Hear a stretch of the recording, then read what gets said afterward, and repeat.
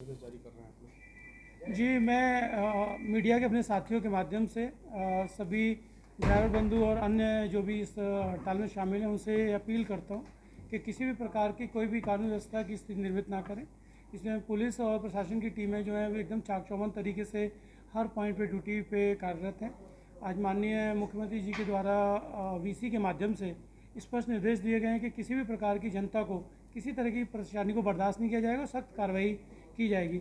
इसी तारतम्य में आपके माध्यम से बताना चाहता हूं कि हम लोगों ने प्रशासन और पुलिस ने मिल के इसके दल बनाए गए हैं और हर पॉइंट और हर बिंदु पे दल लगाए गए हैं। अभी ट्रक एसोसिएशन, बस association, auto association, e rickshaw association, सब्जी व्यापारी संघ, किराना व्यापारी संघ, पेट्रोलियम व्यापारी संघ, सभी की मीटिंग अभी थोड़ी देर पहले कलेक्टर साहब के अध्यक्षता में ली गई है, जिसमें स्पष्ट निर्देश दिए गए कि किसी प्रकार की कोई भी स्कार्सिटी एसेंशियल कमोडिटी की, एसेंशियल सर्विसेज की बर्दाश्त नहीं की जाएगी और यदि आवश्यकता पड़ेगी तो हर आवश्यक वस्तु की सप्लाई के लिए पुलिस का एस्कॉर्ट, प्रशासनिक अधिकारियों की सहायता त्वरित तौर पर प्रदान की जाएगी। इसके लिए कंट्रोल रूम एक स्थापित किया जा रहा है कलेक्टर सर के द्वारा, जिसमें पुलिस और प्रशासन की टीम सम्मिलित टीम रहेगी। 24 आवर ये एक्टिवेट रहेगा। उसमें यदि कहीं पे भी किसी प्रकार का कोई भी दबाव का प्रयास किया जाता है लोगों को हड़ताल में शामिल करने के लिए, तो उस पर त्वरित कार्रवाई की जाएगी। तो आपके माध्यम से मैं ड्राइवर सभी साथियों को ये बताना चाहता हूँ कि ये कानून जो भारतीय न्याय संहिता धारा 106 के ऊपर एक अफवाह का माहौल जो बनाया जा रहा है उसको हम लोग दूर करना चाहते हैं। वह कानून में क्लियर स्पष्ट निर्देशित किया गया है कि वह कानून किसी ऐसे व्यक्ति पर ही लागू होता है जो किसी को एक्सीडेंट करके और उसको वहाँ मरता हुआ छोड़ के उसकी सूचना थाना में प्रशासनिक अधिकारियों को या एम्बुलेंस को, मेडिकल टीम को नहीं देता है। यदि कोई व्यक्ति पुलिस को, मेडिकल टीम को या प्रशासनिक अधिकारी को फ़ोन के माध्यम से, किसी अन्य सूचना तंत्र के माध्यम से एक्सीडेंट की सूचना प्रदान कर देता है तो वह कानून उस पर लागू नहीं होता। तो इस कानून का मूल उद्देश्य यह कोई ड्राइवर विरोधी कानून नहीं है, जितना अभी तक हम लोगों ने इसको स्टडी किया है। यह कोई ड्राइवर विरोधी कानून नहीं है।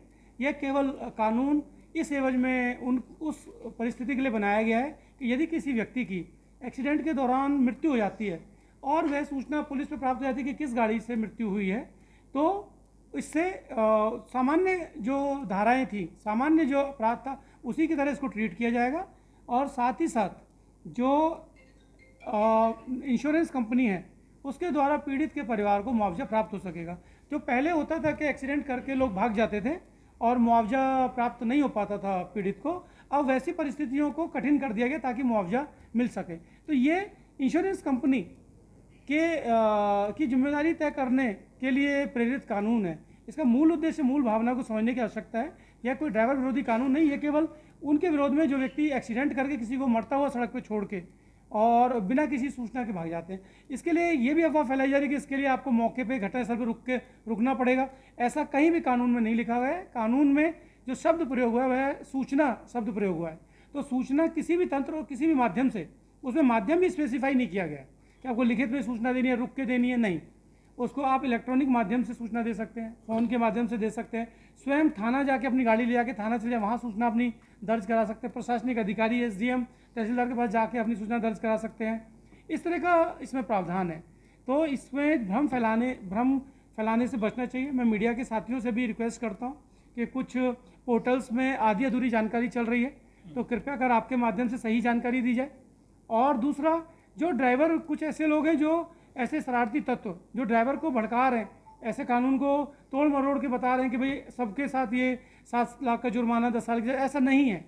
ये 7 साल की सजा और 10 लाख का जुर्माना धारा 106 के तहत उन पे है जो एक्सीडेंट करते हैं, मरता हुआ व्यक्ति को छोड़ देते भाग जाते हैं और किसी प्रकार की सूचना पुलिस में, थाना में, एम्बुलेंस को नहीं देते हैं। जो यदि गलती हो जाती है, एक्सीडेंट हो जाता है, सड़क पर गाड़ी चलती है, एक्सीडेंट होता है कई बार अपनी गलती से, नहीं तो बिना गलती के भी। वैसी परिस्थिति में आप सूचना दीजिए फ़ोन के माध्यम से या मैसेज के माध्यम से या लिखित में, थाना खुद भी जा सकते हैं। तो फिर वो धारा 106 उन पर लागू नहीं है। फिर वो जो अन्य जैसे पहले अपराध था उसी तरह का एक्सीडेंटल अपराध है। तो इसका मूल उद्देश्य जान बचाना। दूसरा, यदि कोई व्यक्ति मृत होता है तो उसके परिवार को इंश्योरेंस से मुआवजा देना। ये कोई ड्राइवर विरोधी कानून नहीं है। और इसीलिए मेरी सभी ड्राइवर एसोसिएशन से, ड्राइवर से, सभी से अपील है कि जल्द से जल्द इसको ख़त्म करें। क्योंकि इससे एक आम जन को परेशानी का सबब होता है। एम्बुलेंस है, बच्चे हैं, स्कूल जाते हैं, एम्बुलेंस में लोग हॉस्पिटल जाते हैं तो उनको समय से इलाज नहीं मिल पा रहा है। कई लोग परीक्षा के लिए इधर उधर जाते हैं, उनको दिक्कतें आती हैं। तो यदि यात्रियों को बहुत दिक्कत आती है, ठंड का समय, तो इस तरह की कोई कार्य ना करें जिससे आम जन को परेशानी हो। और दूसरा, आपके माध्यम से मैं एक चेतावनी ऐसे शरारती तत्वों को देना चाहता हूँ कि जो ज़बरदस्ती लोगों को हड़ताल में शामिल करने का प्रयास करने की कोशिश करना चाहते हैं। ऐसे तत्व एकदम बाजज हैं। ऐसे तत्वों में हमारी सख्त निगाह है। सोशल मीडिया में अफवाह फैलाएंगे तो सख्त कार्रवाई करेंगे उन पर, और यदि जाके किसी को धमका के चमका के हड़ताल में शामिल होंगे तो उन पर धारा एक्सटॉर्शन के तहत, उद्दीपन की धारा 382 है, उसके तहत उनको 7 साल की सज़ा का प्रावधान है। हम उन पर सख्त से सख्त कार्रवाई करेंगे, क्योंकि इसमें माननीय न्यायालय का भी इस तरह का रुख है।